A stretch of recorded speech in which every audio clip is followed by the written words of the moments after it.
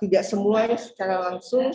Alhamdulillah, mudah-mudahan ini tidak akan mengganggu dari silaturahmi kita dan juga tujuan yang ingin kita capai. Salawat dan salam juga tak lupa kita aturkan pada junjungan kita Nabi besar Muhammad SAW. Yang kami hormati Ibu Dr. Dewi Kurniawati selaku asesor Bank PT yang telah meluangkan waktunya untuk berbagi informasi dan pengalaman kepada kami di Magister Ilmu Komunikasi. Terima kasih Bu Dewi.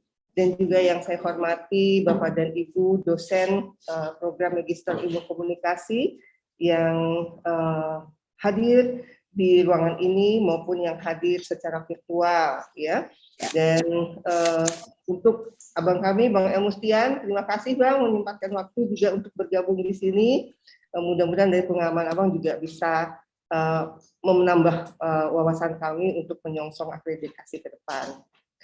Baik Bu Dewi, seperti yang sudah kita bicarakan sekilas beberapa waktu yang lalu, hadir di ruangan ini maupun yang hadir secara virtual ya. Dan abang kami Bang El Mustian, terima kasih Bang menyempatkan waktu juga untuk bersama Bu Eli. Oke. Ada noise Bu. Iya, delay. Ya, nggak apa-apa Bu, udah bersih. Nah, jadi akreditasi kita ini akan berakhir pada bulan kuliah 2023 Bu. Nah, bulan Oktober 2023 ya.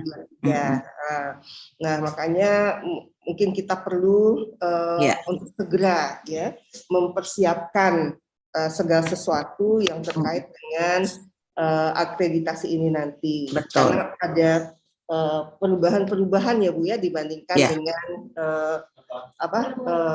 teknis sebelumnya. Nah, untuk itu mungkin kami perlu arahan dan bimbingan dari Ibu ya, karena di akreditasi sebelumnya prodi kami mendapatkan akreditasi B ya, ya Bu. Ya, sebelumnya kan C Bu, lalu kita banding, kemudian dapat B. Nah, lalu apa ini langkah ke depan yang akan kita lakukan? Nah, kita tentu berharap ada peningkatan untuk akreditasi ke depan. Nah, jadi apa-apa langkah-langkah yang harus kita laksanakan, apa-apa saja yang harus kita persiapkan, gitu ya. Nah, mungkin itu yang kami mintakan arahan dari Ibu, dan mungkin juga pertanyaan-pertanyaan yang akan muncul terkait ini. Terima kasih. Iya, terima kasih Bu Eli. Baik, Assalamualaikum warahmatullahi wabarakatuh. Waalaikumsalam warahmatullahi wabarakatuh. Salam sejahtera untuk kita semua. Yang kami hormati Bu Eli selaku Ketua Prodi Magister S2 Universitas Riau, ya S2 Ilmu Komunikasi. Bapak Ibu yang ada di Zoom, ada Pak El Mustian, ada Pak Dr. Anwar, ya ada Pak Dr. Yasir tadi, kemudian ada Dr. Ringo, siapa lagi ini, ada beberapa ya rekan-rekan semua. Saya kangen dengan suasana di UNRI karena di akhir tahun lalu saya juga berkesempatan ke sana dan kita sudah ketemu di salah satu hotel. Noise ya, suara saya noise ya.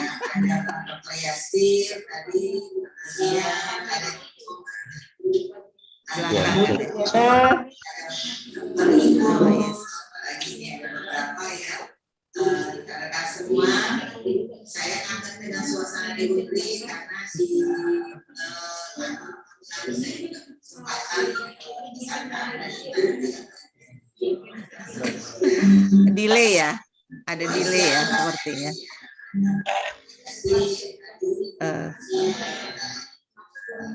Gimana ini Bu Eli? Apa saya lanjutkan atau di ini dulu? Delaynya nggak mengganggu kah di sana atau suara saya jelas? Gimana? Kenapa nih, Mas? Kalau yang di rumah seperti Pak El Mustian mungkin jelas ya, Bagus. Pak? Bagus, Bu. Jelas ya. Ini yang di yang di kafe nih mungkin Ya. karena ada ini itu hybrid ya. Masing-masing. Gimana Bu Eli? Saya lanjutkan Bu Eli, bisa didengar? Noise, Bu. Noise ya. Makanya Di off satukan aja tuh di kafe. Kalau double merahnya atau yang apanya? iya. Atau masing-masing pakai apa ya? Pakai handset atau gimana ya? Itu caranya.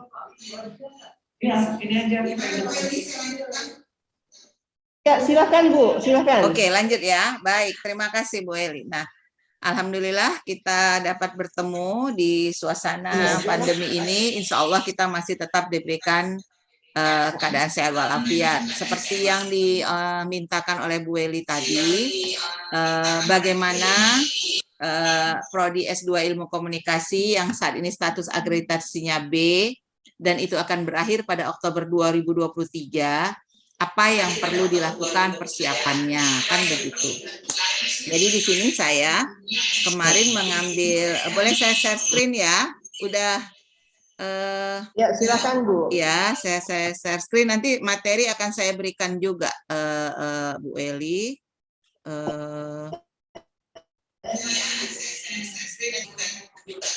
Oke. Kelihatan Bu Eli? Buat teman-teman semua. Kelihatan, Bu, kelihatan. Enggak ya, oke. Baik. Oke. Nah, jadi kenapa saya ambil materi ini? Sebenarnya ini yang termudah gitu ya, yang termudah yang dilakukan untuk merubah akreditasi dari B menjadi B baik sekali. Makanya ada instrumen suplemen konversi. Tapi setelah kalau melihat dari keinginan, jadi tergantung memang keinginan dari prodi, pengelola prodi. Apakah mau reakreditasi untuk A atau melakukan ISK ini?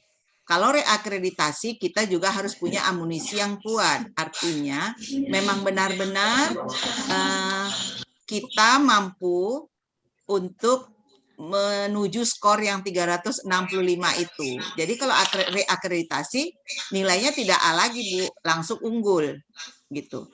Atau Bapak Ibu melakukan konversi dengan nilai B baik sekali. Nah, oke, ini saya lanjutkan ya.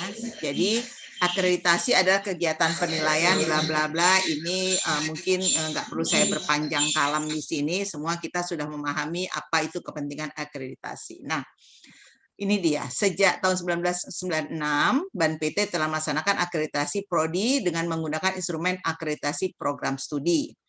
Sebetulnya dari awal hingga tahun 2019 ada beberapa kali perubahan ya. Yang instrumen awalnya 7 standar atau istilahnya 7 kriteria, sekarang menjadi 9 kriteria. Apa perbedaannya? Nah, yang ditetapkan antara 2008 sampai 2011 itu dan diberlakukan sampai dengan 31 Maret itu adalah instrumen akreditasi program studi 3.0 atau 3.0, kan gitu ya Bapak Ibu. Nah, terhitung sejak 1 April 2019, pelaksanaan akreditasi program studi masuk ke versi 4.0 yang kemudian dikenal dengan instrumen akreditasi program studi 4.0. Apa yang membedakan itu?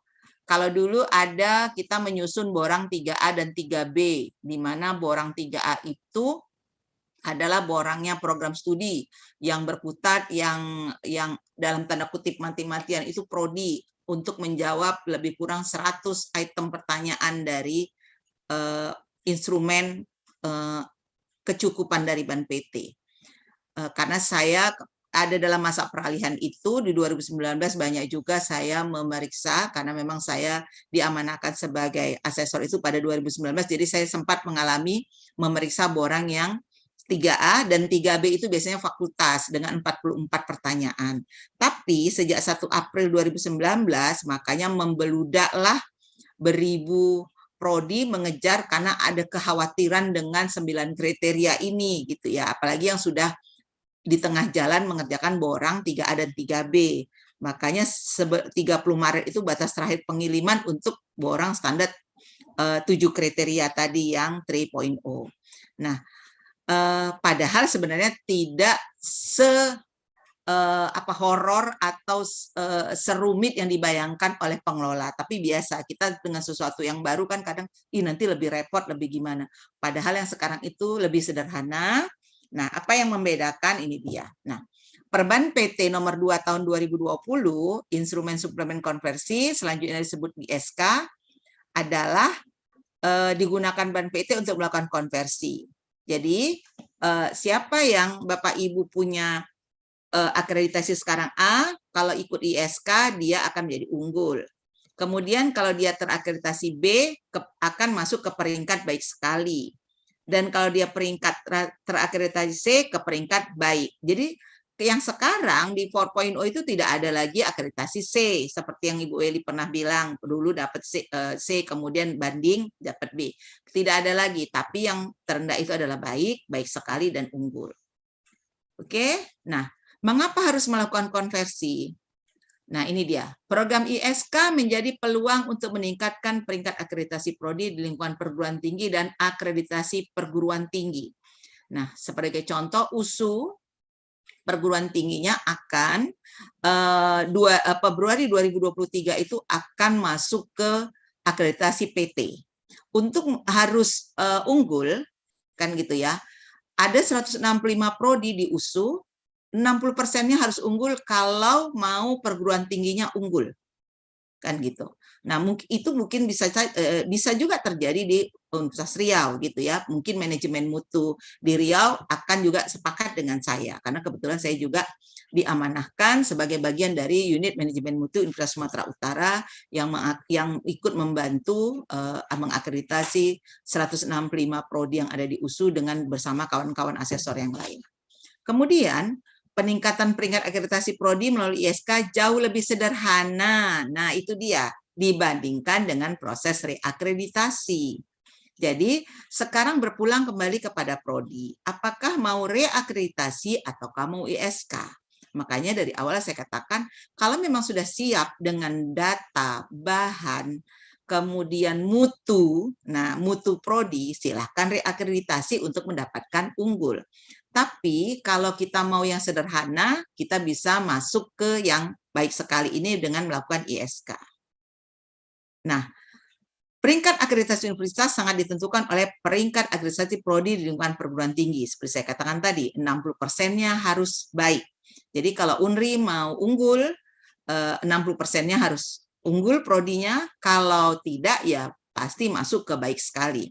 Jadi, kalaupun prodi Ibu masuk ke baik sekali, Ibu pengelola prodi sudah menyumbangkan kepada perguruan tinggi untuk masuk ke akreditasi baik sekali tentunya. Ya, jadi kalau tidak ada pun dapat unggul, separah-parahnya baik sekali perguruan tinggi, akreditasi perguruan tinggi tersebut. Selanjutnya, akreditasi program perguruan tinggi yang sekarang pada peringkat A dapat dikonversi menjadi peringkat unggul melalui ISK asalkan memenuhi syarat. Ini sudah kita diskusikan. Nah, sekarang perbandingan reakreditasi dengan ISK pada akreditasi perguruan tinggi. Kalau reakreditasi, Bapak Ibu harus mengisi sekitar 38 tabel LKPS, laporan kinerja program studi, atau 40 LKPT kalau dia perguruan tinggi. Nah, tabel dengan data terkini terbaru dominan 3 tahun terakhir, jadi istilahnya TS. TS-nya itu kemudian TS1 dan TS2, berarti 3 tahun terakhir. Nah, tapi kalau di instrumen suplemen konversi hanya mengisi 4-7 tabel LKPS. Kemudian hanya menjawab atau mengisi 7-9 butir pertanyaan. Jumlah halamannya tidak dibatasi, artinya nggak perlu sampai ratusan seperti ini, karena kalau di reakreditasi menyusun laporan evaluasi diri lab dengan jumlah halaman maksimum 300 untuk APT dan 150 halaman untuk APS. Berarti pengelola prodi harus mengisi lab itu 150 halaman. Nah, pengajuan konversi dapat dilakukan setiap saat selagi aturan berlaku. Jadi sekarang pun Bapak Ibu bisa mengajukan konversi, mulai misalnya membentuk tim untuk mendapatkan baik sekali. Tapi kalau reakreditasi, lab dikirim 6 bulan sebelum berakhir masa berlaku akreditasi. Kenapa sebelum 6 bulan? Karena 6 bulan itu sekarang sistemnya dalam pemantauan Bapak Ibu. Ya, 6 bulan, sebetulnya 1 tahun, tapi 6 bulan biasanya kita dapat surat cinta dari Ban PT, apakah kita masuk PEPA atau tidak. Saya nggak tahu apakah di UNRI sudah ada yang masuk PEPA. Karena saat ini juga saya mendapat tugas PEPA, saya nggak perlu sebut perguruan tingginya, salah satu prodi ilmu komunikasi terbaik di Indonesia juga ternyata masuk PEPA. Itu kenapa ya Bu Dewi? Mungkin kita bertanya begitu. Itu bisa karena data PD Dikti yang tidak dijaga dengan baik. Dan itu terjadi pada prodi ilmu komunikasi kami juga. Alhamdulillah tadi kami baru dapat kabar gembira setelah berjibaku mengerjakan PEPA yang bertungkus lumus, tadi baru dapat kabar perpanjangan A. Kebetulan S2 ilmu komunikasi USU memang A selama ini, yang sebelumnya komandannya adalah Bu Prof. Lucy dan Pak Pohan, sekarang saya dengan Dr. Iskandar, kan gitu ya. Nah, artinya borang itu belum selesai. Artinya gini, tugas kami belum selesai karena kami dikejar juga sampai 30 Maret ini mengerjakan instrumen suplemen konversi. Memang kalau kami sudah mengerjakan PEPA, lebih mudah mengerjakan ISK lagi karena dia lebih sederhana lagi. Seperti kita katakan, PEPA itu mirip reakreditasi. Makanya luar biasa kemarin stres kan gitu, karena perasaan kita sudah sangat menjaga kurikulum, menjaga dosen-dosen, ternyata data di PD Dikti tidak dijaga. Makanya dari pengalaman mendapat PEPA beberapa prodi di Universitas Sumatera Utara, tim manajemen mutu berjibaku untuk menjaga PD Dikti. Insya Allah ini juga berlaku di UNRI ya Bapak Ibu, dan itu bukan di prodi. Prodi hanya operator gitu ya, hanya operator yang ada di prodi. Yang menjaga itu adalah di bawah WR1. Jadi data PD Dikti itu wilayahnya WR1 yang memegangnya ya atau bertanggung jawabnya, dan ada anggotanya di situ, ada timnya gitu. Nah, itu juga yang memang harus aware benar-benar tim di staf ahli atau tim di WR1 itu untuk mengabarkan kepada prodi-prodi apakah kena PEPA atau tidak. Karena tidak terjadi di depan kami, karena mungkin menempatkan tendik yang menangani data PD Dikti yang mungkin tendiknya digital imigran seperti saya, tidak digital native, 1 bulan terlewatkan. Artinya mengerjakan PEPA itu sebetulnya waktunya diberikan 3 bulan. Tapi setelah 1 bulan baru dapat info gitu kita. Di prodi itu betul-betul luar biasa, 2 bulan mengerjakan ini, makanya lumayan dalam tanda kutip ngamuk beberapa prodi kok bisa gini, tapi itu sudah alhamdulillah dibenahi. Jadi memang kita harus punya pengalaman pahit dulu baru bisa membenahi manajemen, biasanya itu penyakit kita semuanya di negara Republik Indonesia tercinta negeri plus 62 ini ya Bapak Ibu. Oke, nah tidak ada visitasi untuk ISK, itu dia. Kalau dianggap baik oleh 2 asesor yang assessment, langsung masuk ke Ban PT, tidak ada split, dan dianggap hasilnya adalah bisa terkonversi menjadi baik sekali, misalnya untuk prodi S2, ya udah langsung keluar SK-nya berubah menjadi baik sekali. Sementara kalau reakreditasi akan pasti ada AL, karena kan akan naik pangkat kan gitu ya, naik peringkat dari B menjadi unggul kan gitu, karena langsung dia tidak A, tidak B ke A, tapi langsung ke unggul, karena sekarang memang diterapkan peringkatnya itu unggul, baik sekali, dan baik. Oke, nah proses konversi peringkat akreditasi ada 5 tahap. Penyampaian dokumen usulan konversi akreditasi disampaikan oleh perguruan tinggi bersama dengan unit pengelolaan prodi, jadi nggak bisa prodi langsung, melalui perguruan tinggi yang menangani WR1 tentunya. Penerimaan dokumen peringkat akreditasi oleh staf sekretariat Ban PT, Ya, jadi dokumen itu diterima. Pada tahap ini kelengkapan dokumen, usulan konversi diperiksa sesuai dengan persyaratan yang ditetapkan. Jadi nggak langsung. Jadi biasanya nanti, oh ada yang kurang, data Excel-nya belum lengkap, balik lagi. Jadi otomatis, dan mereka sangat rigid biasanya dari Ban PT memeriksa itu. Kemudian barulah setelah kelengkapan data dipenuhi, proses asesmen, yaitu Ban PT akan memberikan SK kepada 2 asesor, ya, tim asesor, anchor, dan anggota. Kemudian tim asesor akan melakukan asesmen kecukupan, dilanjutkan dengan, jadi tidak cukup itu kalau tidak ada split, ya, tidak ada perbedaan pendapat antara asesor 1 dan 2, langsung lanjut proses validasi. Oleh siapa? Tim validator. Siapa itu? Dewan Eksekutif Ban PT. Siapa itu? Kita nggak tahu. Saya sendiri nggak tahu.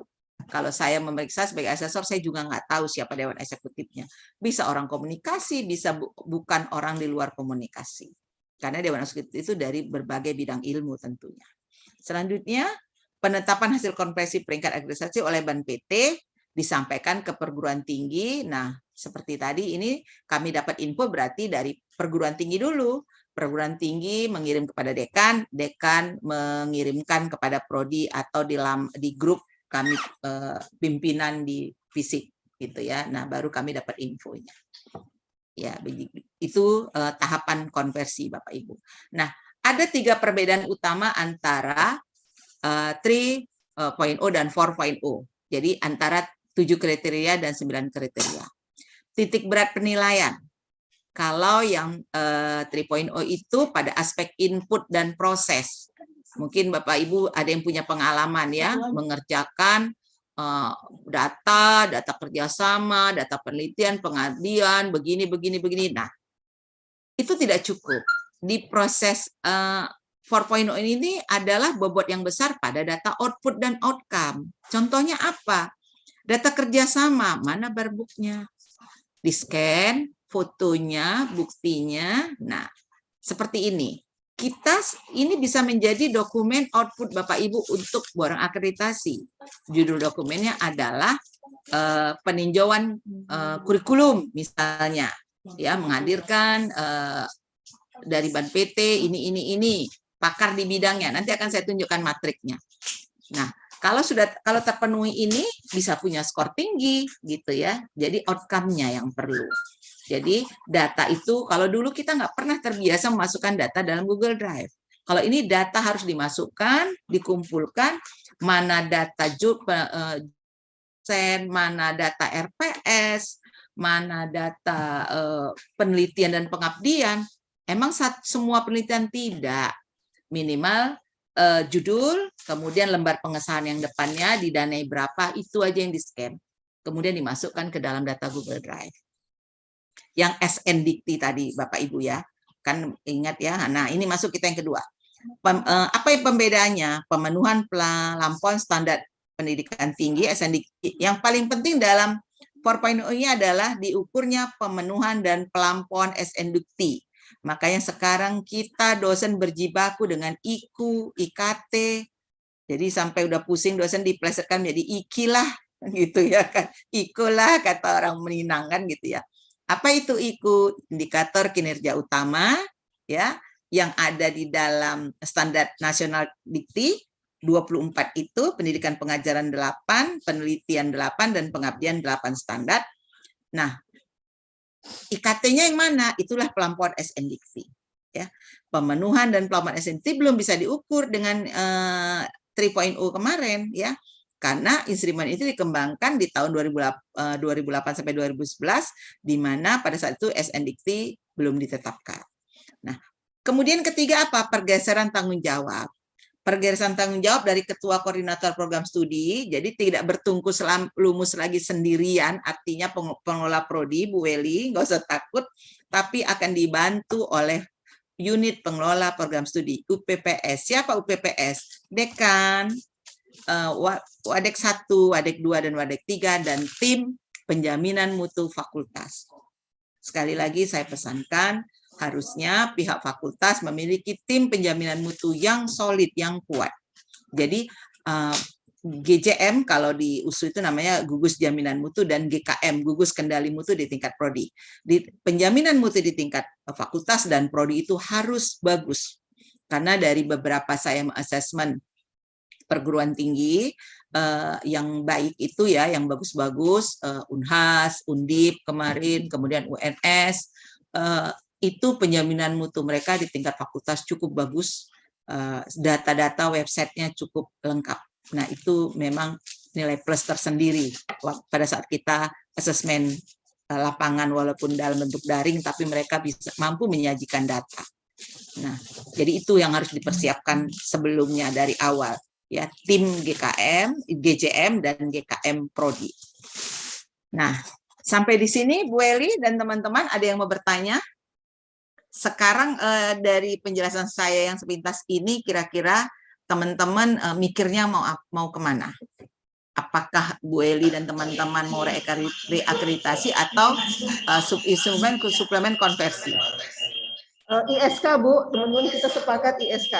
ISK, oke. Berarti memang pas ya, saya membuat ini ya, karena nanti, oke. Nah, Bapak Ibu sebetulnya bisa kalau mau ISK mendownload borang, nanti bisa saya kasih juga yang namanya lampiran GH. Jadi kalau lampiran E itu untuk ISK S1, F-nya matriknya, mungkin kalau yang EF itu udah saya kasih kemarin sama Pak Anwar Rasid ya Pak ya. Nah, kalau yang Bu Eli ini yang couplingnya yang diurus adalah GH. Kalau nanti doktor IJ gitu ya. Jadi memang tinggal itu aja hafalannya. Nah, apa yang mau diisi di ISK ini dia? Dosen tetap. Bapak Ibu lihat tabel 1 mengisi DT dan DT PS.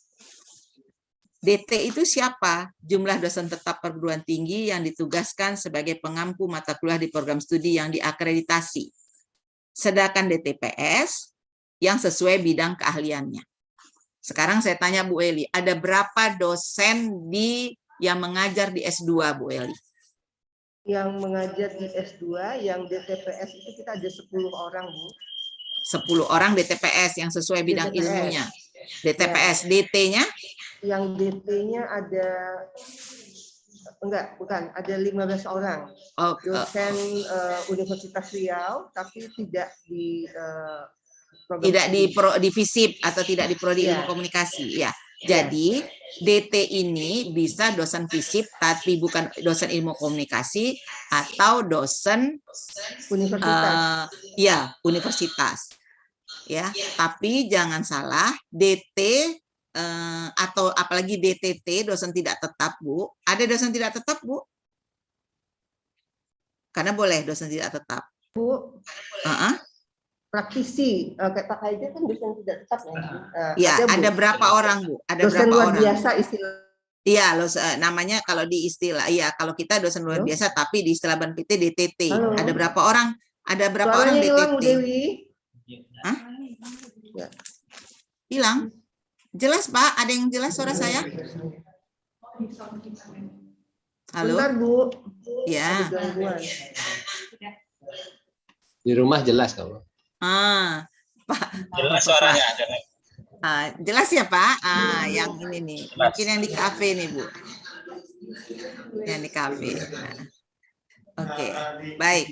Nah, jadi maksud saya begini, DTT boleh-boleh saja Bu, tapi hati-hati. Halo Ibu Eli. Ya, halo Bu.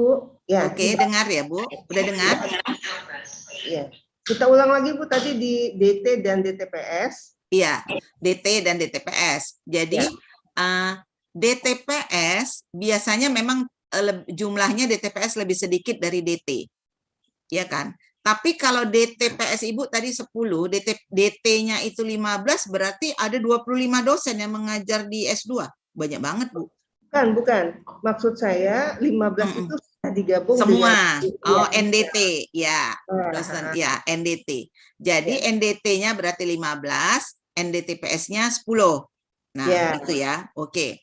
Kalau memang ada dosen tidak tetap, boleh-boleh saja, tapi jangan lebih dari 40%. Karena kalau dia 40% dari, hitung aja 40% itu dari jumlah dosen kita yang NDT 15 itu berapa?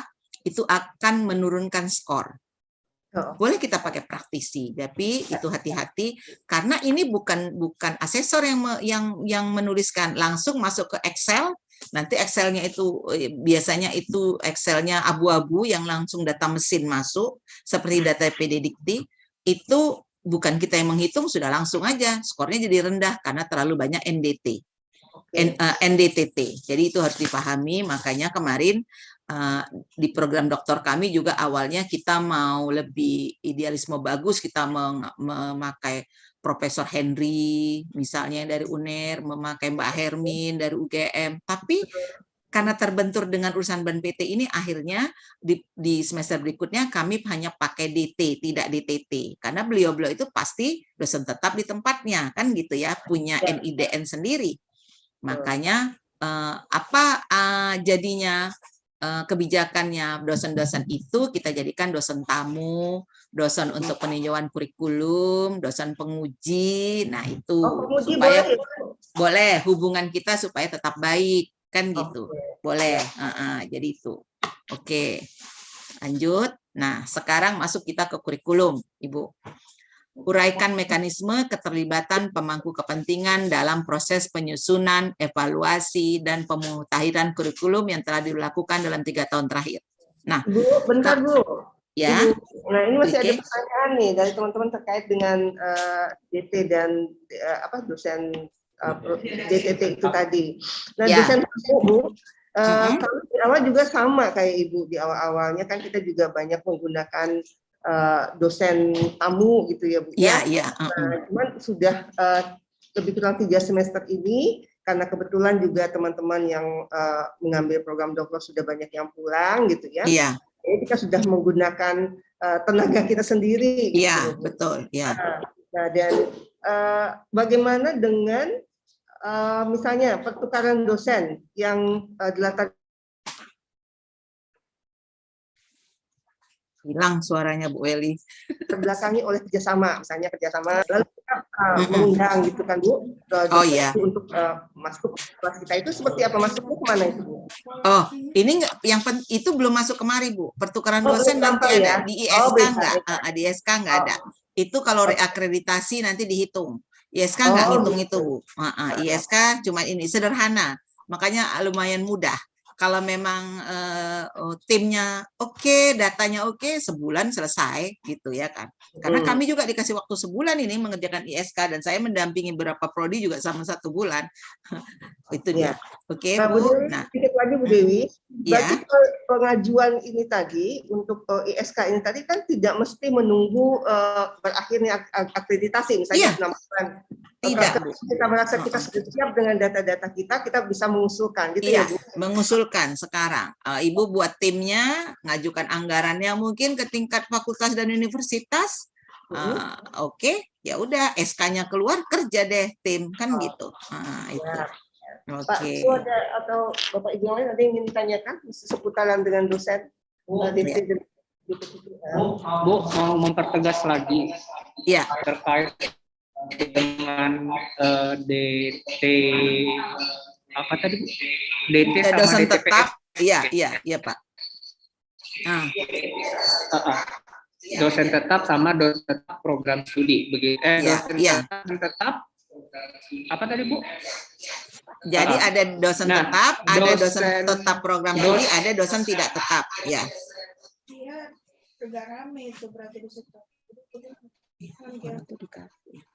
Lanjut Pak Ringo. Nah, kalau misalnya dosen tetap ini, itu berarti dosen tetap ini dosen yang berada di dalam.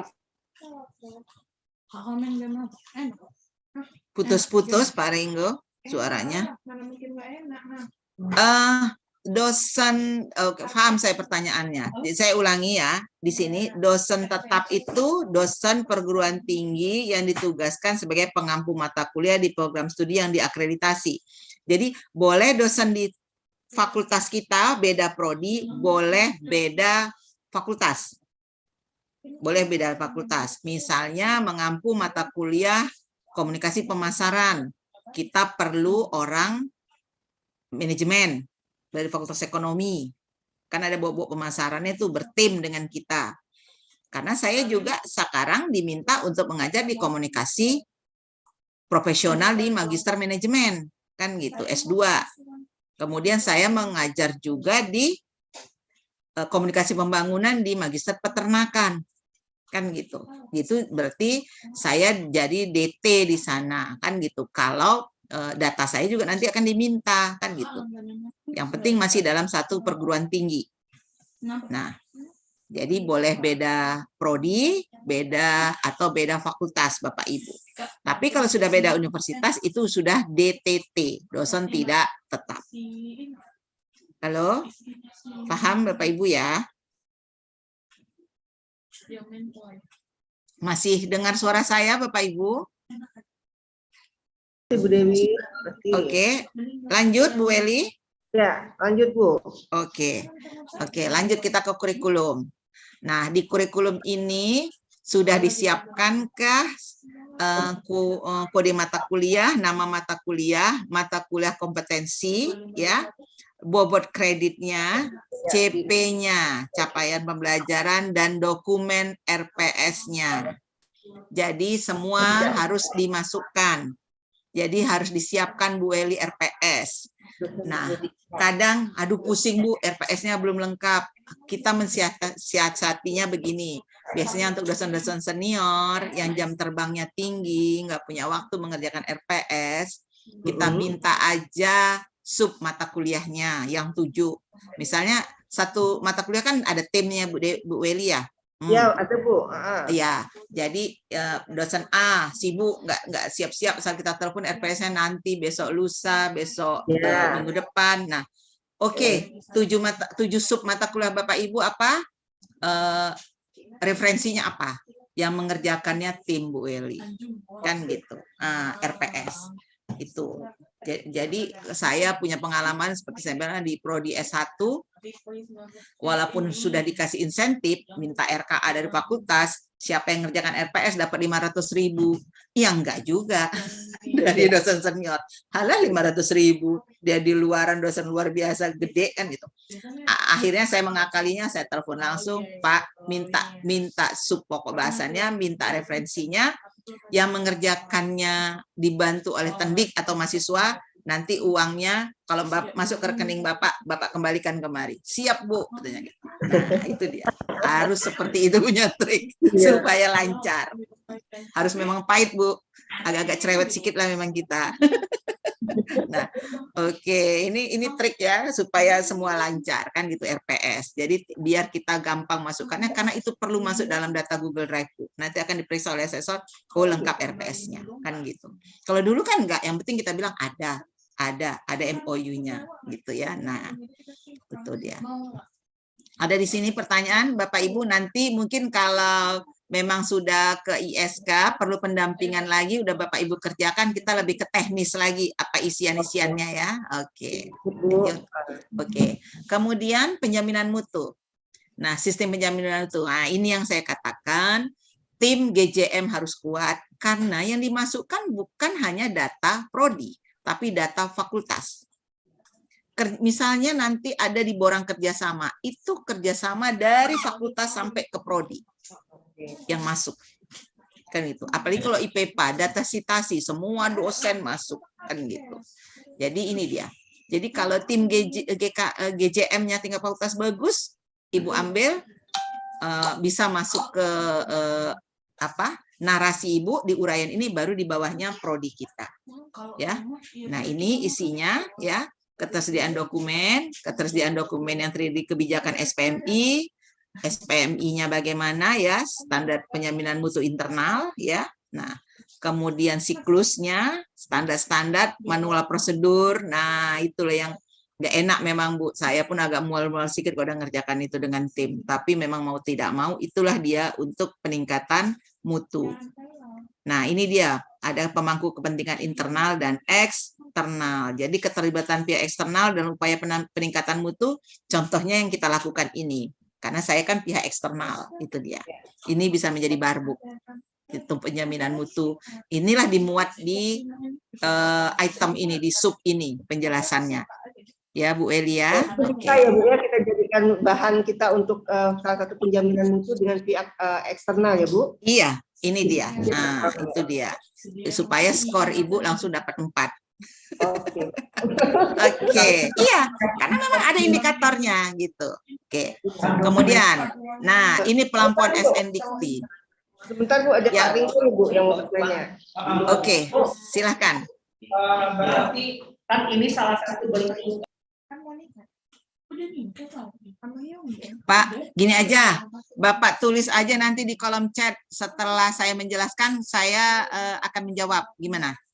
Supaya kita tidak terkendala noise ini. Pertanyaan-pertanyaan tulis di kolom chat aja, nanti akan saya jelaskan. Ya, Ya, Bapak Ibu. Oke. Oke. Siap. Yang nggak paham di kolom chat. Ya, karena noise nih susah kan gitu ya. Saya kalau aman-aman aja udah mau terbang ke Unri aja nih, ya kan Bu Eli ya? Ya, ditunggu. Aduh, oke.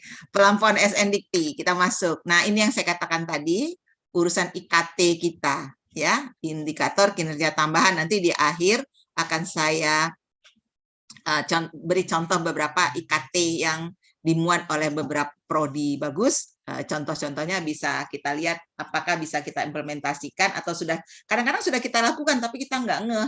Oh itu rupanya IKT udah ada loh kami lakukan kan gitu. Nah itu dia. Jadi tuliskan indikator kinerja pendidikan tinggi yang melampaui SNDikti.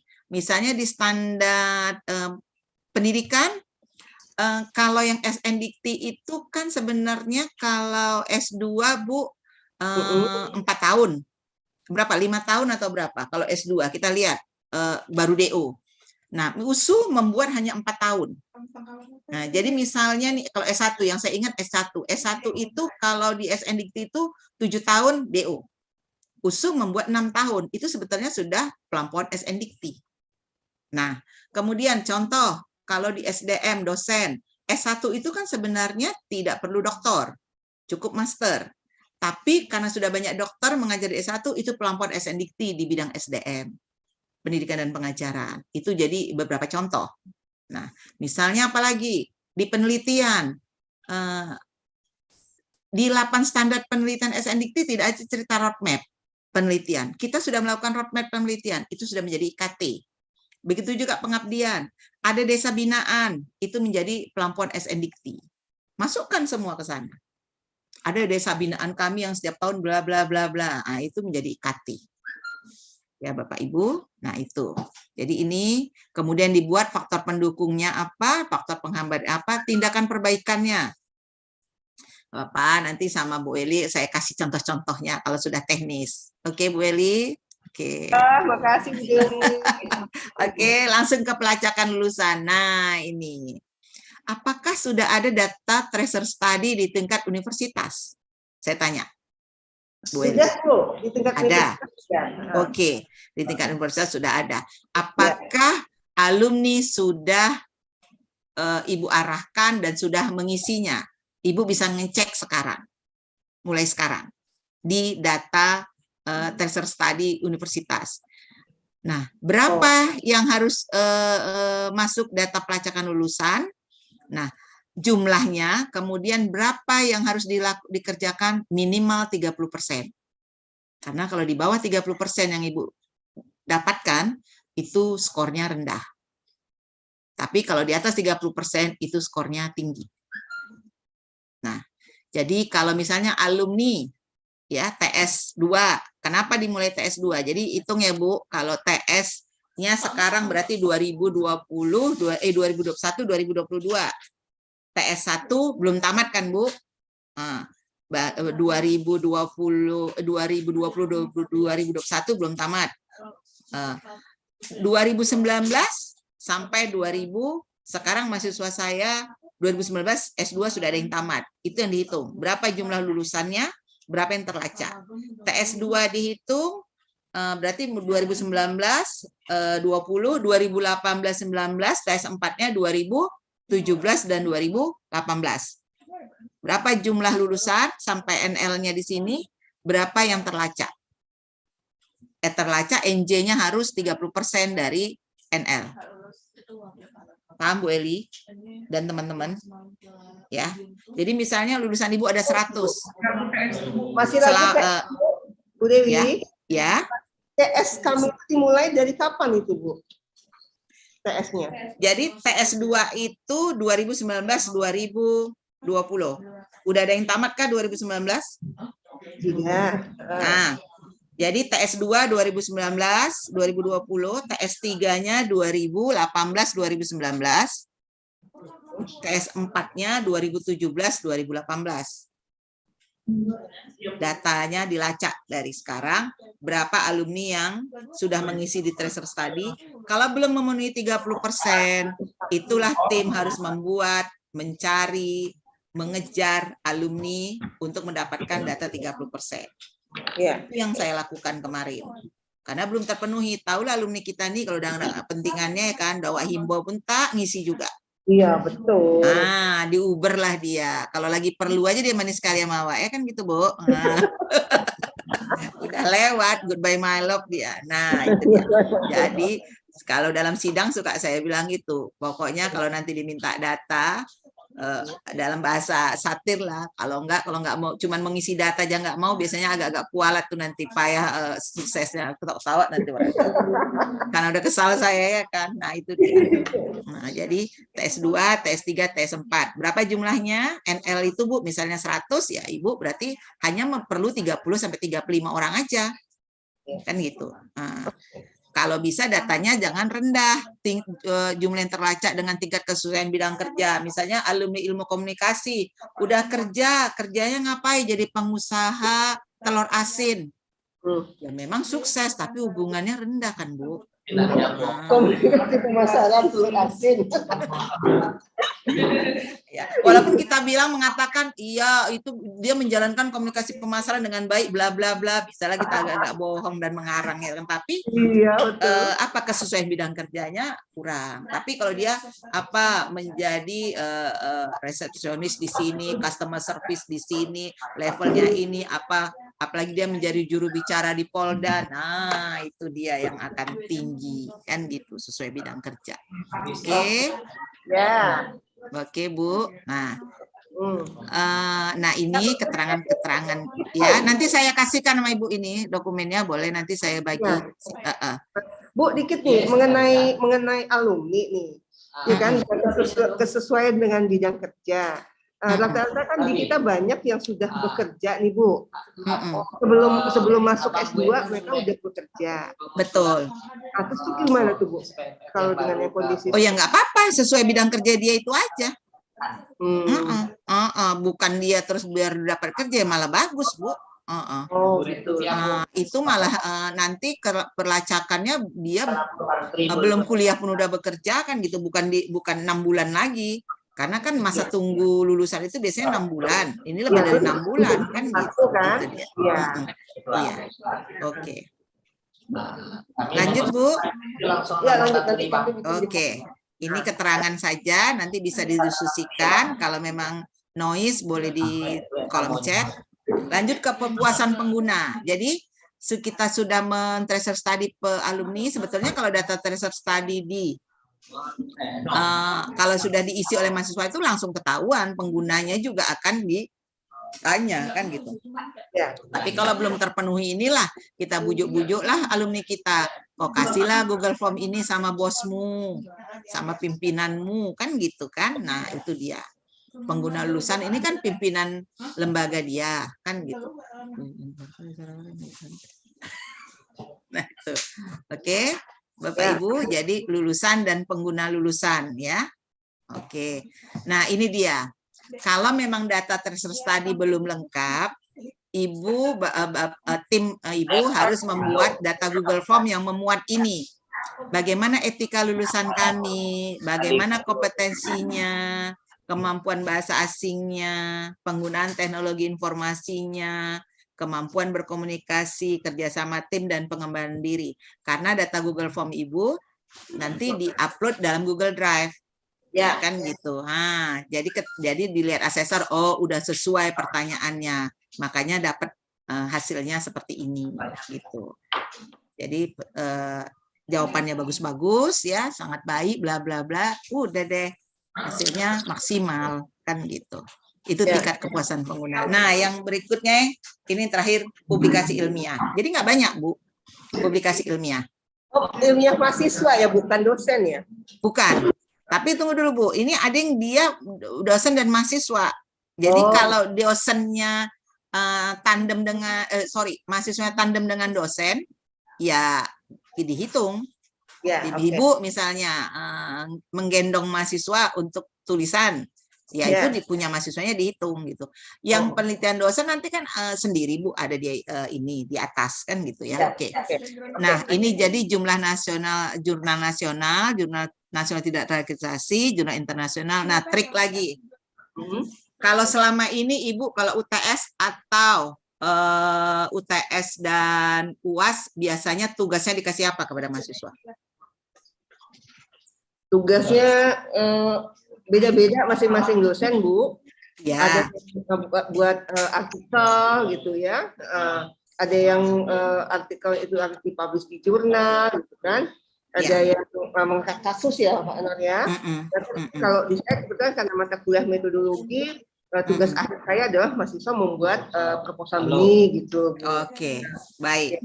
Itu sah-sah aja Bu, misalnya Bu di bidang metodologi. Tapi kalau saya mengarahkan kepada dosen-dosen, tolong di dalam tugas, apakah itu masuk penilaian UAS atau UTS, UAS atau tugas, mahasiswa menelurkan atau mengeluarkan tulisan yang di-uploadnya ke jurnal. Walaupun bukan jurnal bereputasi internasional, separah-parahnya yang terus ini. Supaya banyak isian kita. Kalau dia masuk ke jurnal nasional tidak akreditasi, alhamdulillah. Nasional terakreditasi Sinta sampai Sinta 2 itu lebih the best. Jurnal internasional ya IJSTR dan sebagainya itu lebih keren. Separah-parahnya dia publikasinya di seminar wilayah lokal dan perguruan tinggi proceeding. Itu masuk. Seminar nasional ada book capture masuk. Tulisan di media massa wilayah online. Kan sekarang banyak ya Bu, tulisan-tulisan features mahasiswa, arahkan tugasnya ke sana.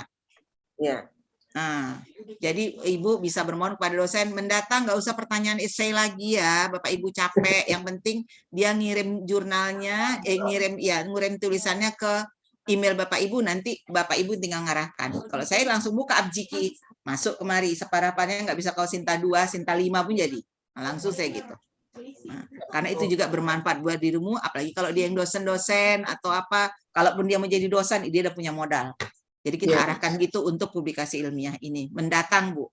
Jadi kalau udah lewat udah nggak bisa, udah nggak boleh coba kalau kata orang Medan kan gitu kan. Tapi yang mendatang untuk UTS dan UAS harus kita arahkan seperti ini supaya ini terisi dengan baik. Bu Dewi. Ya. Kalau misalnya kita yang mengadakan seminar itu, kita mengumpulkan tulisan-tulisan mahasiswa dan juga meminta tulisan-tulisan dari perguruan tinggi lain, terus kita yang mengadakan seminar itu masuk nggak tuh? Boleh, masuk. Masuk. Kalau itu dihitung. Cuman kalau tapi kalau tulisannya masuk ke misalnya jurnal terakreditasi di Prodi S2 ada nggak di bidang ilmu komunikasi, apakah S1 S2? Belum Bu, belum. Harus mulai dari sekarang Bu. Saya aja yang udah mulainya dari 2018 belum tersinta karena ternyata setelah ber-ISBN pun ISNN harus nunggu 2 tahun harus tersinta, walaupun dikasih semangat sama Talenta Publisher USU, Bu tenang aja lah Bu, nanti tahun depan punya Ibu tuh bisa langsung Sinta 4, amin saya bilang. Tapi saya kesal nunggunya. Jadi jangan berlama-lama, tim Ibu harus punya jurnal karena terus terang kayak di Universitas Sumatera Utara ini atau di Medan inilah ya, Simbolika Sinta 3, interaksi Sinta 5, UMSU, komunikologi Sinta 5 UINSU. Saya termasuk agak terlambat, terus terang itu saya akui.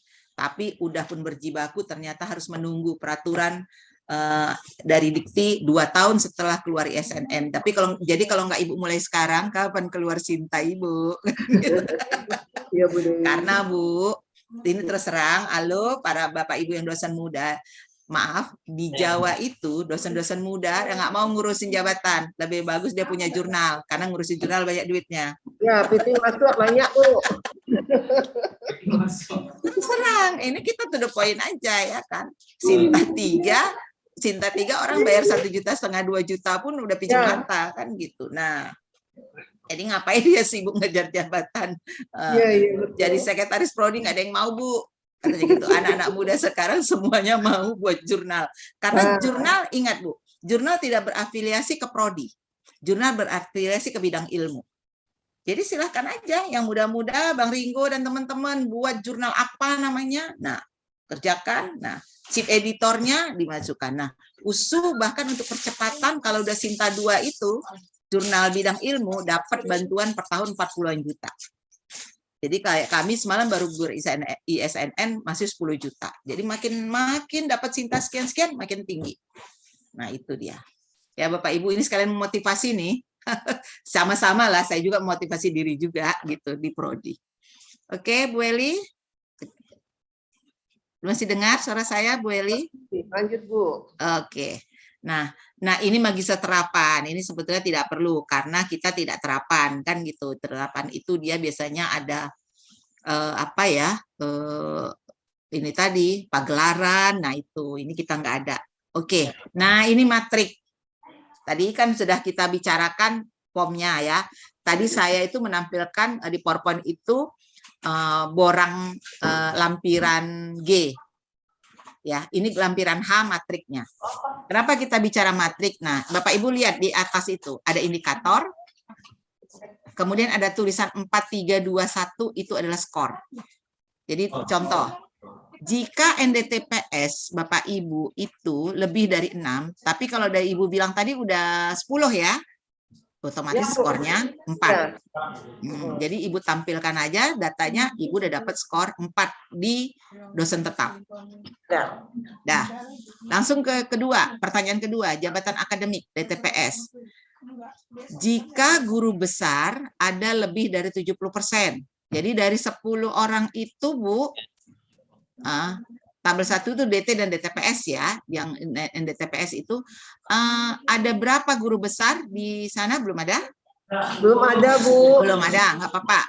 Nah, kalau belum ada guru besar, kita masuk ke NDLK, yang memiliki jabatan lektor kepala. Karena memang ada perguruan tinggi udah doktor semua, tapi karena baru pulang, muda-muda, masih lektor.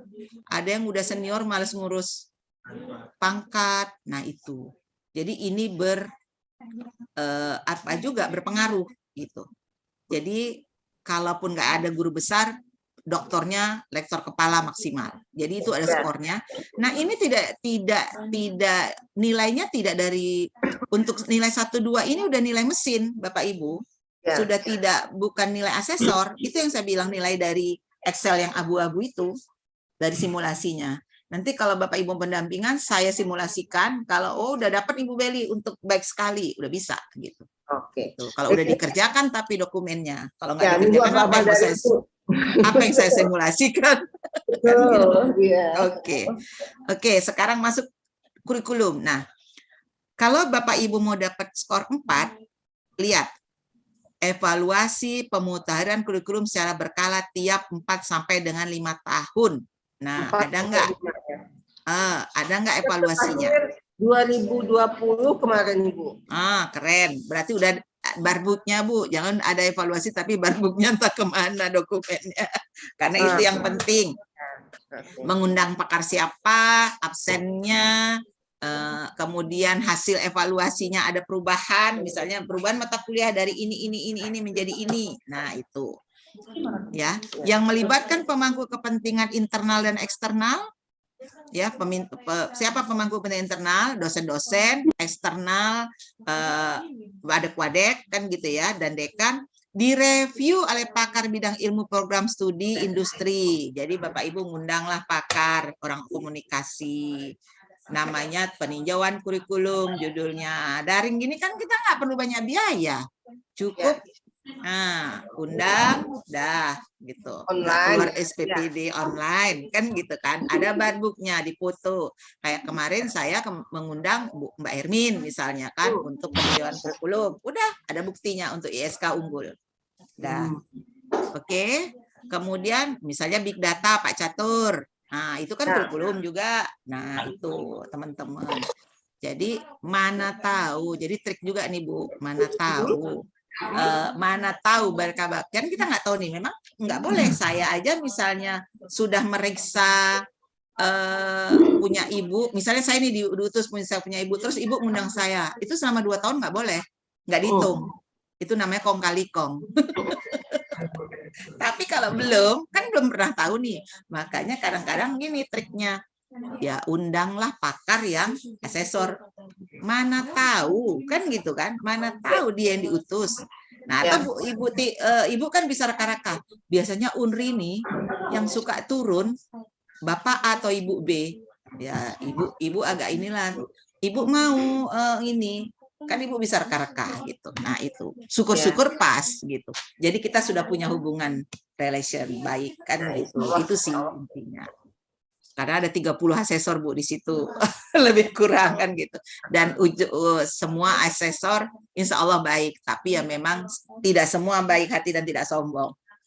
Saya sering mengatakan kepada orang yang didampingi, apakah bidang ilmu komunikasi atau di luarnya, kalau sudah mengerjakan borang, sudah upload, tinggal doa. Doanya gimana Bu? Doanya dapat asesor yang baik hati dan tidak sombong dan nggak pelit. Saya bilang ketawa semua.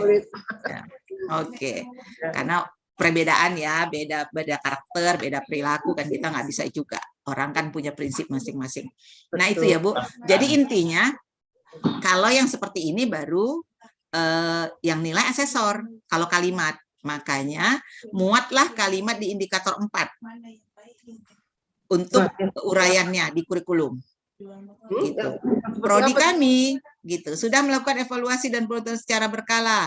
Tapi bukan hanya kalimat doang, Bu. Buktinya mana? Kan gitu. Nah, jadi ada kalimat yang di situ ada bukti. Enggak tedeng-aling-aling, asesor akan berikan nilai yang tinggi.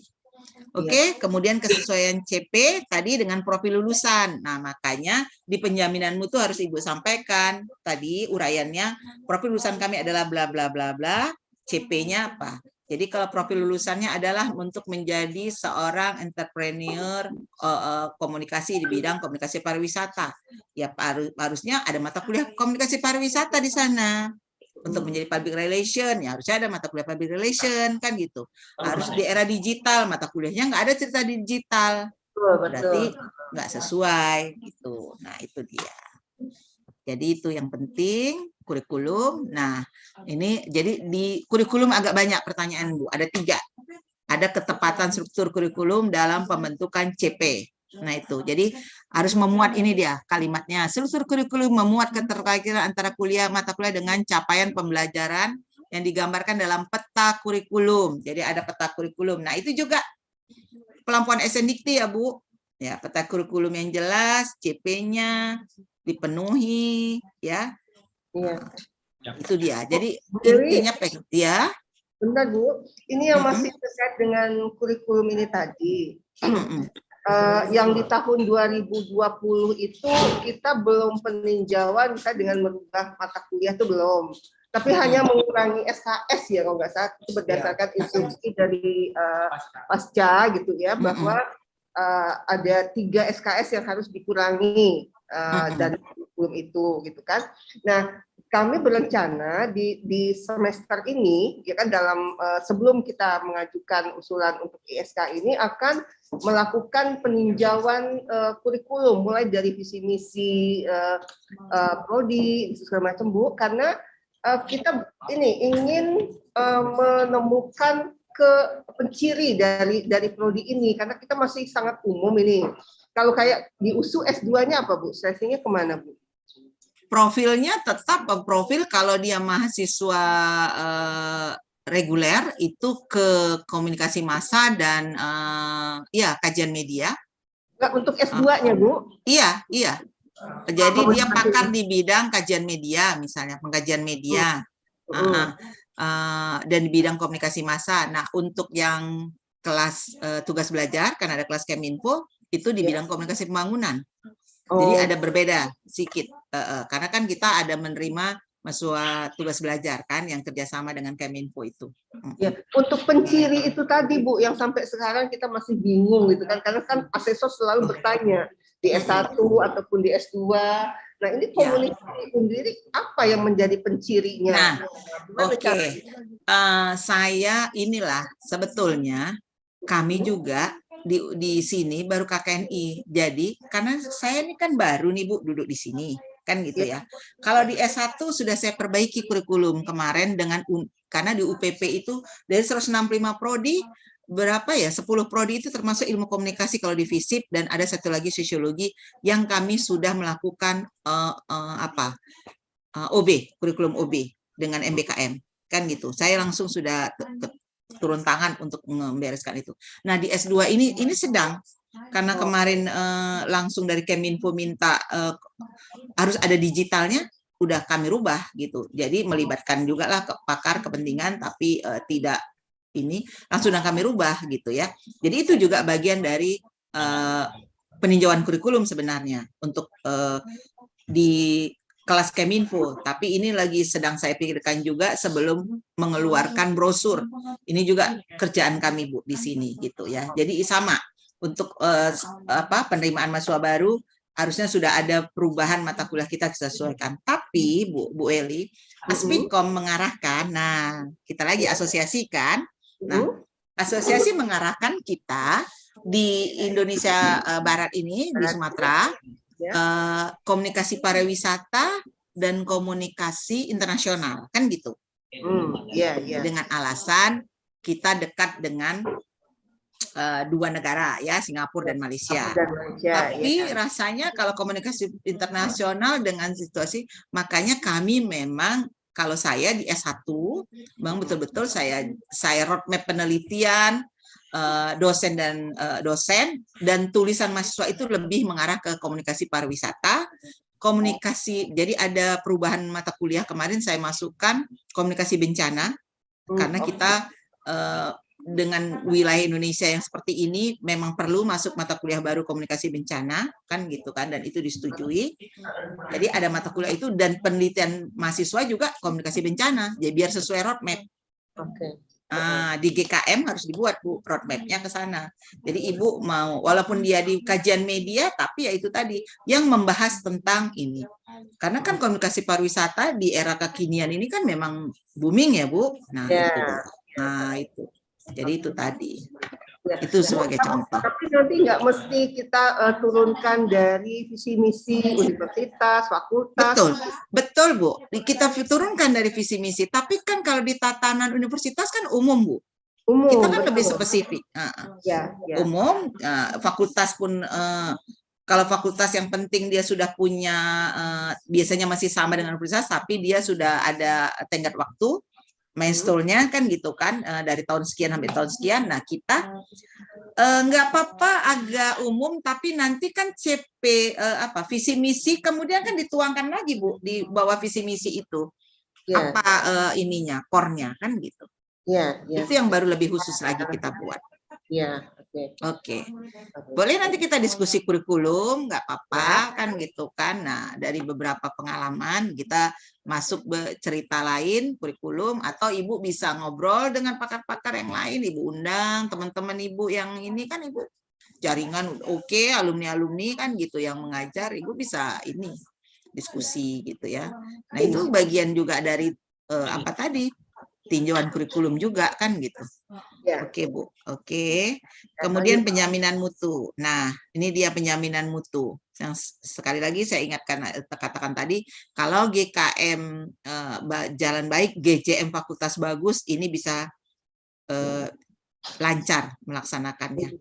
Jadi ini juga kalimat-kalimatnya harus memuat UPPS telah melaksanakan. Jadi sebenarnya ini bukan kerjaan prodi Bu, penjaminan mutu ini pekerjaan fakultas kan gitu, unit pengelola program studi. Jadi unit program studi itu bukan hanya prodi terlibat, tapi juga melibatkan itu tadi, makanya berperan GJM, gugus jaminan mutu fakultas di sini punya andil besar untuk membaguskan ISK di prodi-prodi di fakultas tersebut. Ya, dan didengar sama Pak Media 1, Bu, langsung, Bu. Oh, Pak Beli, ya itu tugas tuh. Ya. Oke, nah ini pelampiasan SNDikti yang ditetapkan. Sehat, Ibu. Iya Pak, sehat ya Pak. Oke. Nah, UPPS menetapkan standar mutu yang melampaui SNDikti dan memiliki daya saing internasional. Nah, ini dia masuk Bu, pertukaran dosen. Apalagi yang itu Ibu-ibu sampaikan di pelampiasan ini masuk di mana? Itu ada skornya. Oke, di sini masuk dia kerjasama antar perguruan tinggi, itu dia. Masuk tadi pelacakan, itu tadi terserah tadi ya Bu yang sudah kita katakan. Nah, kemudian kesusahan bidang kerja pengguna tadi, nah itu dia 7. Kemudian kepuasan pengguna. Nah, jadi ini biasanya ini khusus untuk yang itu tadi pengguna, dan terakhir publikasi ilmiah. Nah, Ibu bisa lihat kalau yang jago Excel ada rumus-rumus ini sebetulnya sudah bisa menghitung. Tapi kalaupun enggak, nanti bisa diberikan ke saya, nanti kita masukkan berapa skornya, langsung keluar nanti skornya berapa gitu. Jadi kalau ini jadi kayak jadi mulai dari tabel bidang kerja, mulai tabel pertanyaan nomor 7, 8, 9 itu udah tidak dinilai asesor, artinya data mesin. Dari borang Ibu, dari borang Excel Ibu yang Ibu masukkan, langsung udah keluar di ban PT. Jadi sebenarnya kerjaan asesor juga nggak banyak di SK ini, makanya honornya kecil. Banyak asesor yang nolak. Saya punya kemarin gitu, dapat bocoran. Mbak, ditolak sama Bapak Anu. Awas ya kalau borang dia masuk ke saya tolak juga, saya bilang gitu. Jadi gitulah, karena memang sedikit yang jadi hanya 9 pertanyaan, itu dia. Nah, ini dia supaya Bapak Ibu lebih semangat. Sebetulnya untuk baik sekali itu nggak susah. Skornya Ibu tengok. 2 aja untuk kecukupan DTPS sudah bisa. Jadi nggak usah takut nggak ada guru besar. Tapi kan nggak mungkin skor kita 2 kan Bu, minimal 3. Kan gitu. Nah, jabatan akademik juga kalau nggak ada lektor kepala nggak usah kecil hati, misalnya nggak banyak. Ada tapi 5 dia harus 3 minimal. Jadi kalau di sini kalau bisa nilainya 3,5. Kalau mau unggul baru 3,5. Jadi bisa dihitung-hitung Bu. Ibu bisa dapat baik sekali nggak dengan skor dapat nggak skor 3 di jabatan akademik. Kurikulum juga sebetulnya minimal cuma 2. Kan gitu. Jadi kalau kita mengajukan borang ISK, yang penting kita kerjakan aja. Kecuali kita ngerjakannya enggak serius, jaranglah yang tidak terkonversi. Itu dia, Bu. Itu dia. Jadi hanya yang tinggi itu jabatan akademik dan publikasi ilmiah. Ya kan? Publikasi ilmiah agak tinggi. Jadi kalau bisa ya jangan 2,5, dapat 3. Makanya mulai dikumpulkanlah mahasiswa yang nulis-nulis di jurnal. Ayo sekarang sambil kita ngumpulin borang, nulis kok. Minimal kalaupun dapat di koran wilayah Bu, dapat banyak, tapi ya memang skornya lebih kecil artinya gitu. Tapi kalau dikit-dikit banyak kan jadi skor gede juga gitu. Betul. Alah udahlah kalau nunggu Sinta nanti lama kali 6 bulan kita mau masukkan udah nulis kok di situ di koran ini, koran apa, Lancang Kuning, Lancang. Nah, itu dia. Nanya Ibu sebentar boleh Bu? Boleh, silakan Pak Dr. Yasir. Iya Bu, untuk publikasi ilmiah itu khusus untuk tugas atau memang tugas akhir mahasiswa itu kan biasanya disuruh buat ini kan syaratnya rata-rata mahasiswa itu kan sudah mempublikasikan tuh. Iya. Apakah itu dihitung atau memang untuk tugas aja tadi itu? Dihitung Pak, dihitung. Itulah dia. Jadi mahasiswa yang menulis ada barang buktinya Pak, itu di scan depannya ada nama mahasiswa kita. Nah itu tapi itu. Nah kemarin waktu saya workshop di USU ada beberapa pertanyaan dari fakultas lain. Bu, mahasiswa menulisnya di tempat dia. Jadi misalnya gini, mahasiswa itu gimana ya? Rata-rata memang S3 sih. S3 ini kan rata-rata dosen swasta, Pak. Misalnya, Bu. Nah, jadi dia dosen swasta misalnya kuliah. Tapi kalau S2 apakah dibutuhkankah? Karena kalau S2 kan dia belum tentu dosen kalau masih S2 ya kan. Nggak mungkin dia udah punya NIDN tapi belum selesai S2. Tapi ada yang begini misalnya,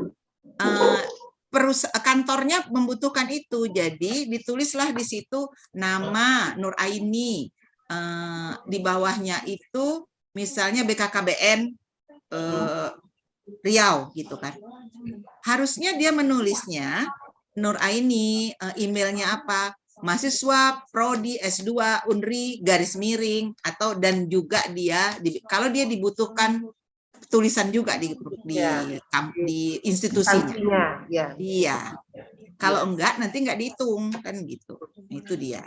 Nah, jadi kalau dia misalnya dosen swasta, biasanya S3 itu, Bu, kami kalau enggak nanti enggak bisa untuk BKD, enggak bisa naik pangkat. Nah, jalan keluarnya adalah mahasiswa S3 di sini, saya bilang, kemudian dia juga adalah dosen di Universitas Ranjang Kuning misalnya. Nah, gitu. Jadi dapat Ranjang Kuningnya bisa naik pangkat, prodinya juga dapat skor kan gitu. Itu dia. Oke. Ya. Kalau nggak salah mungkin yang dimaksud Pak Yasir gini, kan untuk persyaratan mahasiswa mengikuti ujian tesis, ya kan? Mereka harus mempublikasikan tesisnya itu, ya artikelnya. Nah, jadi yang dinilai itu kan tidak hanya itu tadi kan artikel yang. Iya Bu, itu kan lama nanti nunggu dia tamat Bu. Ya. Ini kan mahasiswa, kan? Publikasi ilmiah. Nah, jadi jalan keluarnya begini, Bu, tulisan kami kan kalau dalam bentuk penelitian berat, studi literatur, gitulah jadinya jalan keluarnya. Ya, atau tugas-tugas mata kuliah mereka kan Bu yang dipublikasikan. Iya, betul. Jadi tugasnya dalam studi literatur, makanya memang berat masuk Sinta 2. Karena Sinta 2 kan biasanya hasil penelitian. Tapi kalau Sinta 5, 6, udah paten lah itu kan studi literatur, yang penting masuk kan gitu. Jurnal terakreditasi, apalagi media kan gitu, nggak tak perlu lah hasil penelitian. Jadi hasil studi literatur aja gitu. Oke. Ya. Ada lagi Bapak Ibu? Ada lagi?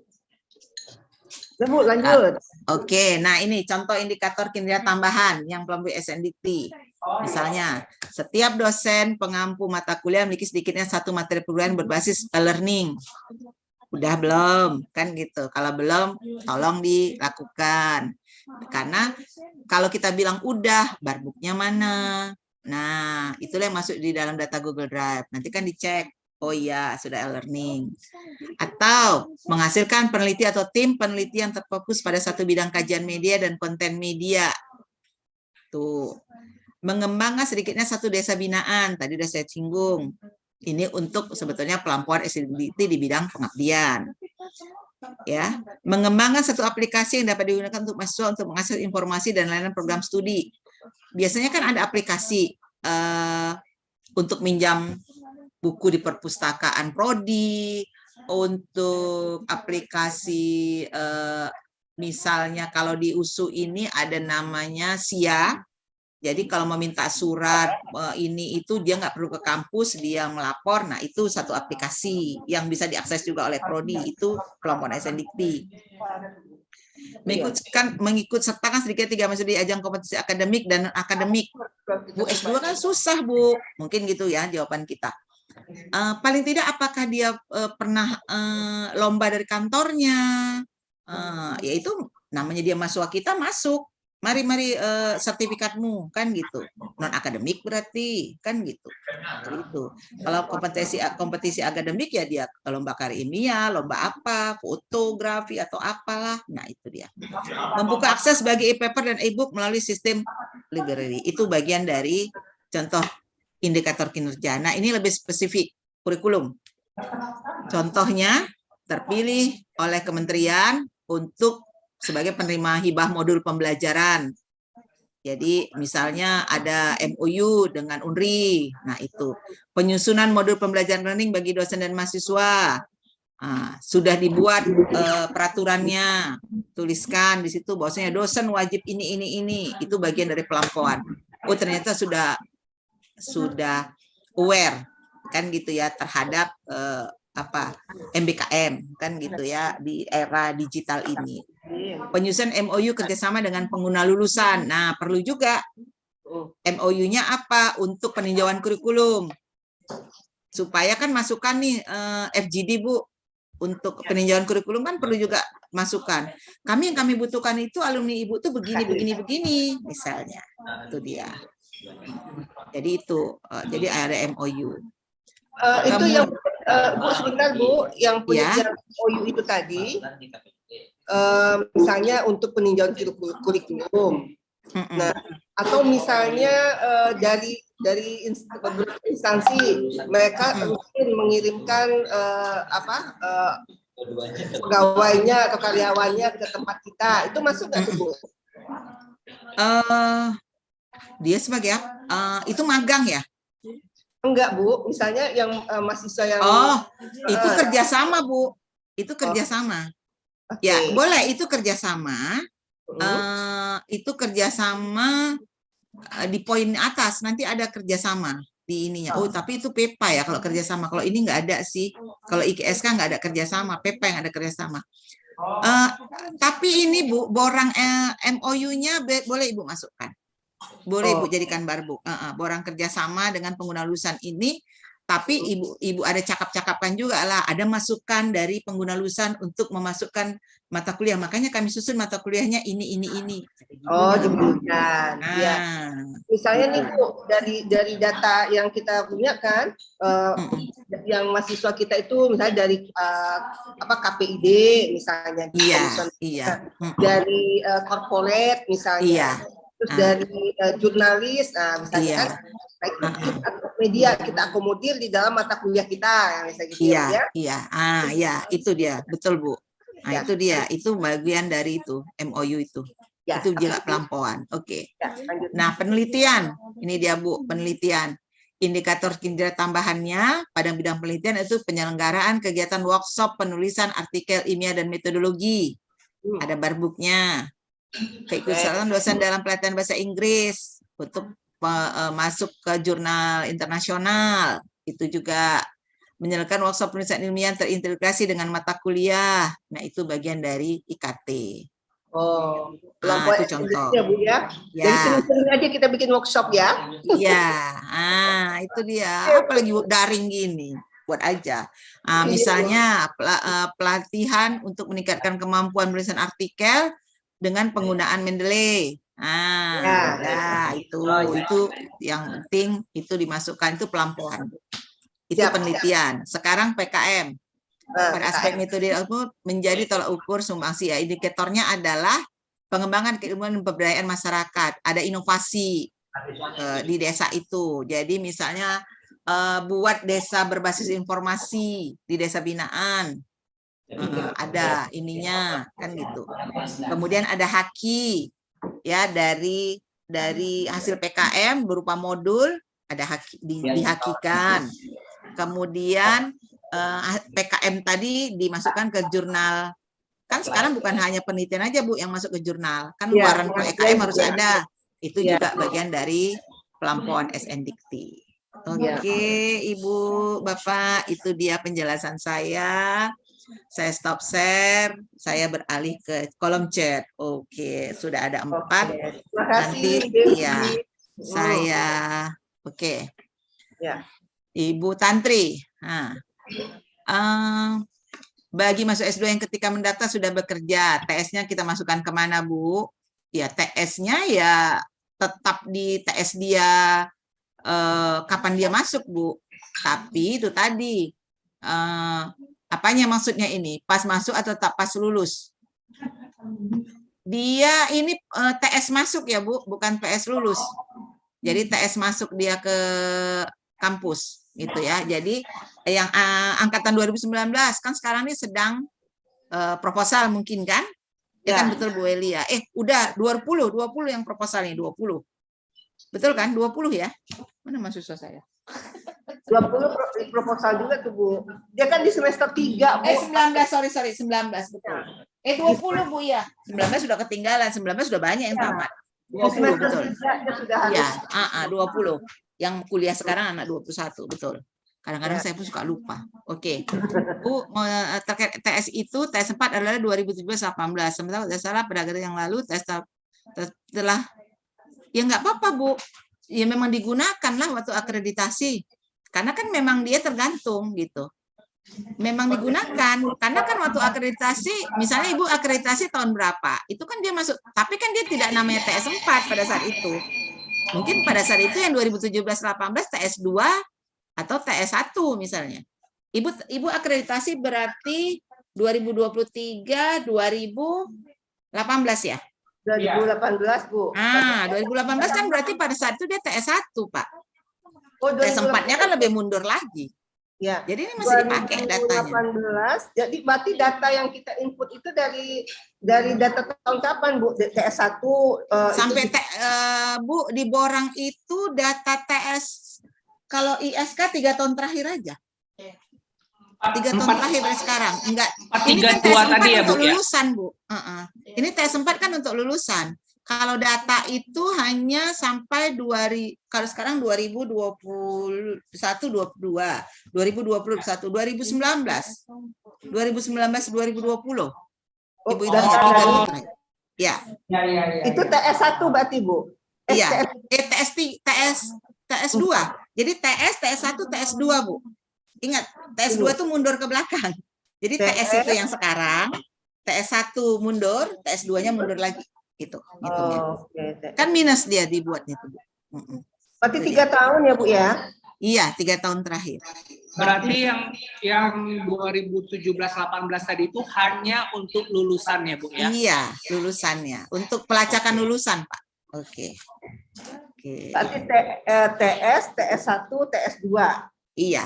Nah, data. Iya.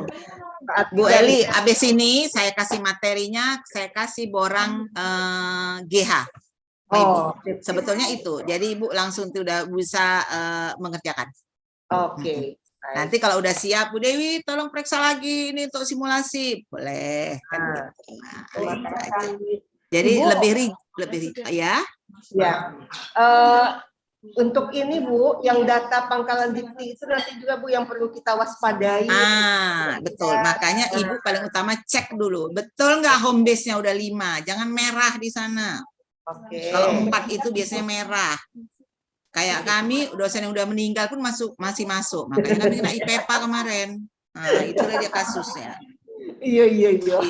Dokter Inon Beda kan udah lama meninggal, masih dimasukkannya di PD Dikti kami ya, apa nggak saya ngempas sekali, tapi udah lewat, udah keluar nilainya.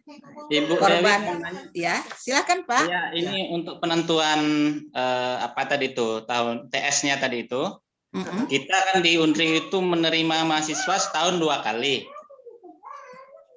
Semester ganjil, ada Pak, nanti ada di Borang itu semester ganjil dan semester genap Pak. Ya, betul. Ya. Nah, ada Borang semester ganjil, jadi Bapak masukkan aja datanya. Ya. Oh gitu.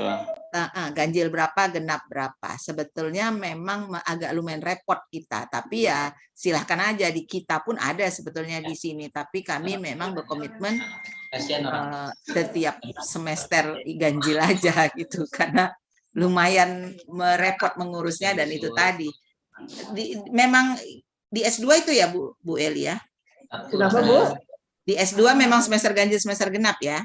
Iya. Di S2 aja, untuk S1 tetap ganjil aja. Cuman di S2 ini ya akhirnya merepotkan dosen juga sih memang. Iya, kemudian break even point enggak kan gitu. Jadi maaf, misalnya di prodi lain ada S2 juga kan gitu kan. Mahasiswanya semester genap 4 orang, 5 orang, semester ganjil 5 orang kan gitu. Jadi kan akhirnya karena tidak break even point, jadi digabungkan mengajarnya di semester 3 sama semester 1 lah. Jadi kurikulumnya amburadul deh kan gitu. Itu yang memang agak mengganggu. Jadi kita nggak berani. Berapa perangkatan berapa Bu ya di rata-rata? Alhamdulillah sudah 3 tahun terakhir ini kita di atas 15. Ya. Di atas belasan itu break even points sebetulnya secara logika ini aja, hitungan kasar kan gitu ya Bu Elia. Itu kalau di bawah 10 baru lumayan berat memang pengelola kan gitu. Kalau di atas 12 15 itu biasanya kalau doktor malahan Nah, itu kelebihannya. Kalau program doktor itu 1 pun nggak kena IPEPA. Tapi kalau S2 3 tahun berturut-turut nilai penerimaan mahasiswanya turun dan lulusannya turun, itu kena pemantauan, Bu. Oh, kena IPEPA. Makanya kalau bisa memang berjibaku. Nih, kami aja nih bentar lagi mau jalan-jalan nih promosi. Nasib pengelola S2 ini rupanya harus promosi ya kan. Kalau S1 kan nggak sibuk awak ya kan.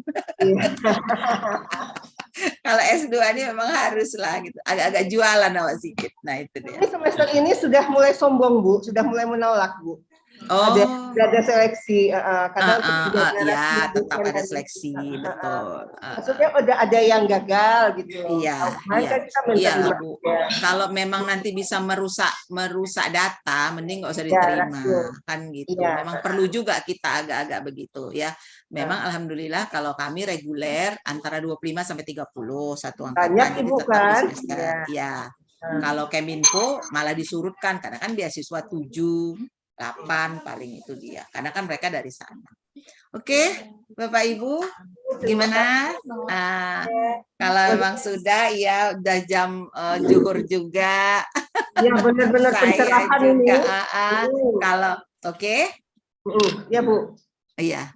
Jadi nanti kalau misalnya ada yang kami kurang paham, mudah-mudahan Ibu selalu boleh, amin. Insya Allah kita bisa bisa ini diskusi klinis, klinis karena saya juga pendampingan beberapa teman ya sampai pokoknya wilayah Sumut Aceh lah ya, Aceh pun Waalaikumsalam minta banyak pendampingan, ada yang dia kalau beli APT juga minta pendampingan, insya Allah saya bantu.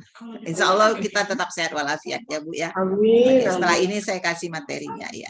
Terima kasih Bu Weli dan teman-teman semua. Mohon maaf ya.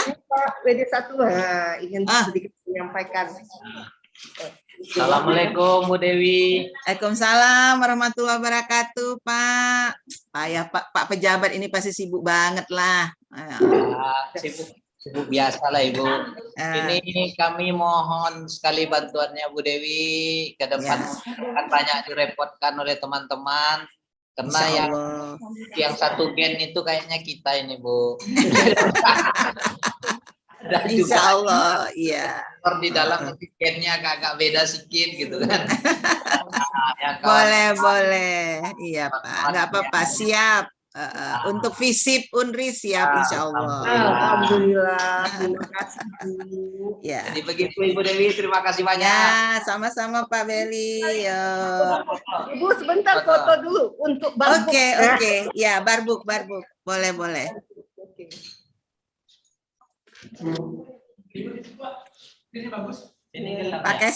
Pakai salam komunikasi dan salam Aspikom.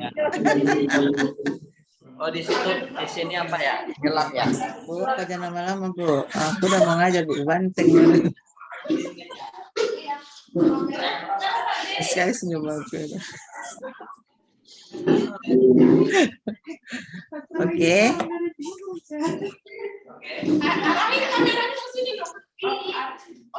Aku belum sholat lagi, belum makan Bu Banteng kan Bu. Lapar aku Bu. Paling enggak nanti kita ke Jopi, sempat nggak ke Jopi beli kue lah, namanya saya sekali ya.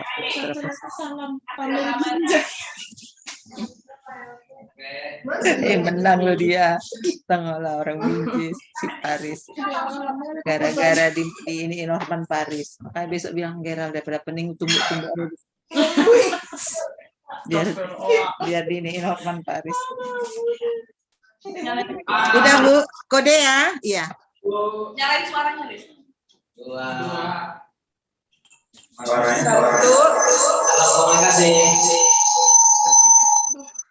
Salam Aspikom Bu. Nanti dikirim sama Pak Surhan.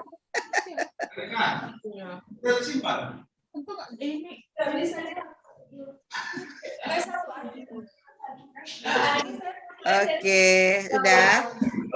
Oke.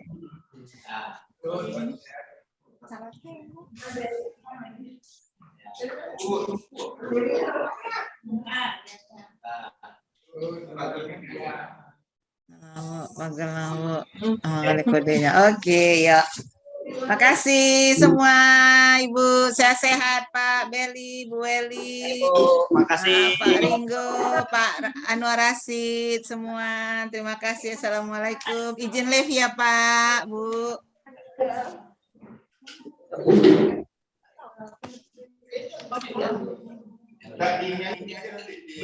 Terima kasih Bapak Ibu sudah bergabung di sini.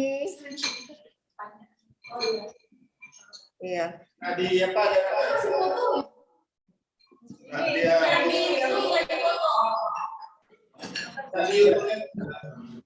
Wah.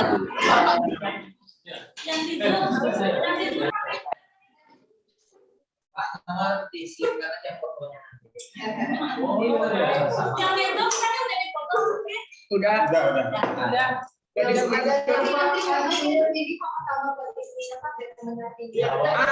Jadi nanti semua kegiatan itu dimasukin ke dalam Facebook dan ke dalam itu kita. Iya, nanti kan dari ini juga.